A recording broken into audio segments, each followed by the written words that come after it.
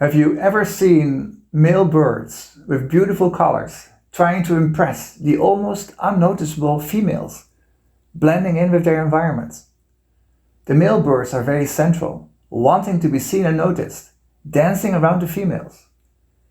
They use their physical dominance to get what they want and protect what they have. But it will be up to the female birds to build the nests and hatch the eggs. The females need to be subdued and camouflaged. But when you then shift your attention to fashion, you see the exact opposite. While female birds use their dull colors for camouflage, it is man's fashion that leans toward understated hues, perhaps reflecting a different kind of blending in. Meanwhile, women, much like the colorful male birds, use vibrant attire to stand out, to signal they are ready for whatever. This intriguing contrast in how birds and humans use color reveals a fascinating, yet seldom noticed, twist in our perception of gender roles and attraction. It looks like women are now supposed to be the ones who catch the eye, who start what we call the courting rituals. And what is so strange about this role reversal is that most women, deep inside, don't want to stand out. I have gel in my hair, I haven't slept all night, I'm starved, and I'm armed. Don't mess with me. They don't care so much about the physicality of things. And they might even be a bit uncomfortable in their skin. In general, they would prioritize focusing on the emotional rather than the physical. Why then do they appear like male roosters and peacocks? It is because that is what is expected of them. Women often don't dress to express themselves, but to show themselves in the ways men want to see them. They are reflecting male fantasies, and their self-esteem has gotten tied up to such appearances. In the same way, men, deep inside, don't want to be blending in with their environments. They don't want to appear patient, calm, relaxed, understated, and in control of their emotions.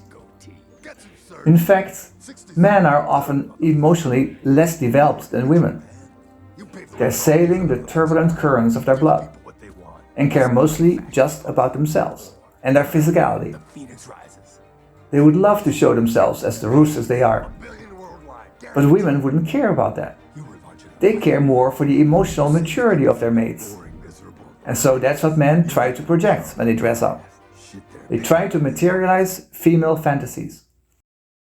Looking more closely at the trends in fashion, we see that they differentiate gender roles, evident not only in the use of color, but also in the choice of fabrics. Certain synthetic fibers, known for their stretchiness and often sheer appearance, are much more prevalent in women's fashion than in men's.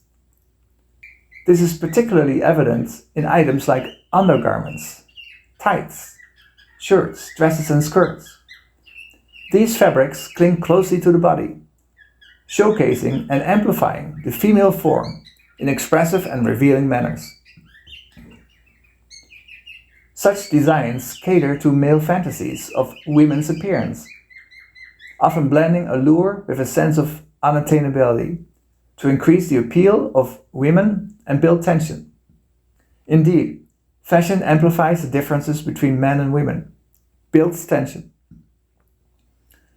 What is so interesting about female fashion is that almost all of it is invented and designed by men.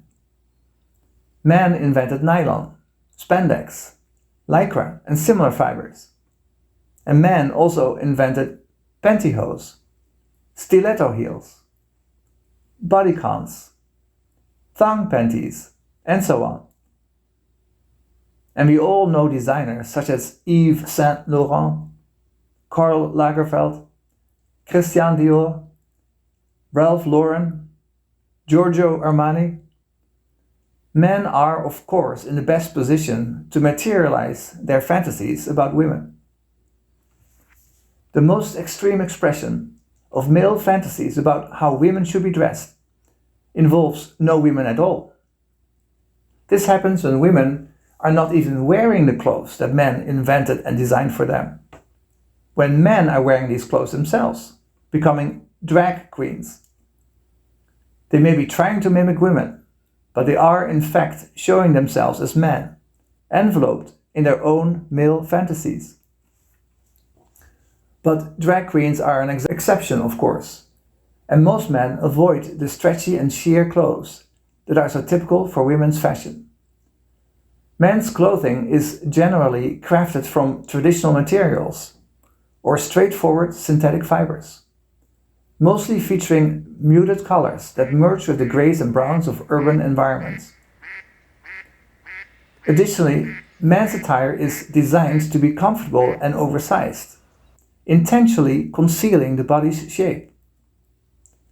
In choosing such garments, men seem to downplay aspects they value most, their physical beauty. This emphasis on physicality has instead been projected onto women's fashion. Men dress in response to how women fantasize about them. In their relaxed, oversized clothes with muted colors, men blend in with the grays and browns, the asphalt and walls, as they create an illusion of understatement and patience, projecting a sense of calmness, confidence, modesty, and most importantly, emotional control. The strange, upside-down situational fashion sets the basis for an awkward relationship between men and women, as opposed to birds, where the male shows himself as male and the female shows herself as female. Men dress to show themselves as the patient responders women want them to be, and women dress to show themselves as the vibrant instigators that men want them to be. We are talking stereotypes, of course. There are many exceptions, especially within some cultures and communities, like parts of Scandinavia, and certain artistic and alternative personal expression. But when will all society value women more for their true character than their appearance? And when will men feel free to express themselves beyond the constraints of stoicism and control? People would feel better in their skin if the clothes they wear are a true expression of who they are, rather than a response to the fantasies of others. And interactions between women and men might become more genuine and direct. If this happens, we might witness a transformation of the fashion industry. Women might opt for comfort and authenticity in their attire, moving away from their overly sexualized styles. Men might embrace more flamboyant, colorful clothing, similar to what we see when observing peacocks and roosters, and similar to how it used to be in the past, for instance at the court of King Louis XIV, where the king was wearing the highest heels.